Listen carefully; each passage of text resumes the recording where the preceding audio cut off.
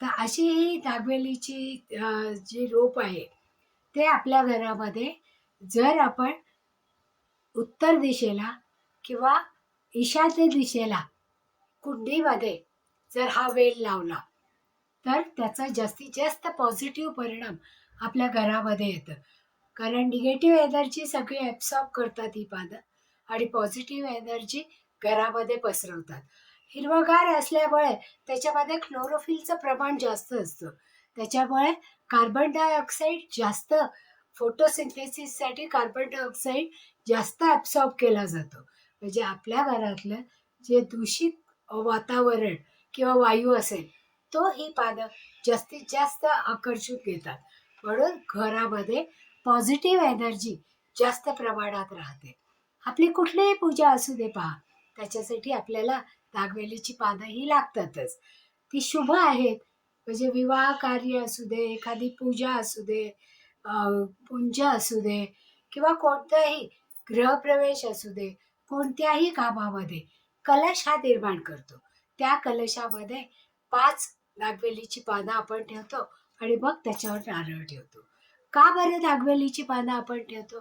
कारण नागवेलीची पानं ही अतिशय पॉझिटिव्ह असतात आणि त्याच्यामध्ये देवत्व म्हणजे अमरत्व आहे. नागवेलीचा विडा हा प्रत्येक देवाला अतिशय प्रिय आहे. मग त्या विड्यामध्ये अ, सुपारी किंवा अ, बाकीचं काही घालण्यापेक्षा काच सुपारी घालण्यापेक्षा गुलकंद जर घातला तर सुद्धा आणि गुलकंद आणि खोबरं तर त्याने जो विडा बनतो तो जास्त पाचक होतो. आणि आपण पहा नवरात्रामध्ये देवीला पानाचा विडा ठेवतो.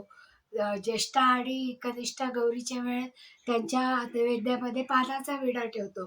हनुमंताला पानाचा विडा अतिशय प्रिय आहे आणि तो गोड पानाचा विडा म्हणजे तो कशासाठी बनवायचा?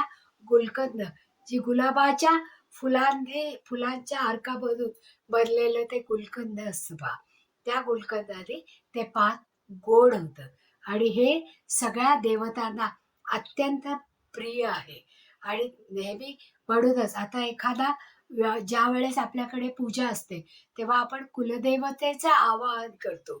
त्यावेळेस कुलदेव आणि कुलदेवतेचं आवाहन करताना अगोदर 2 विड्याची पानं, त्याच्यावर थोडीशी अक्षता, त्याच्यावर एक नाणं आणि एक सुपारी ठेवून आपण देवापुढे ही आमची कुलदेवतेला येण्याची प्रार्थना आहे असं म्हणून आपण तो पानाचा विडा देवाच्या पुढे ठेवतो.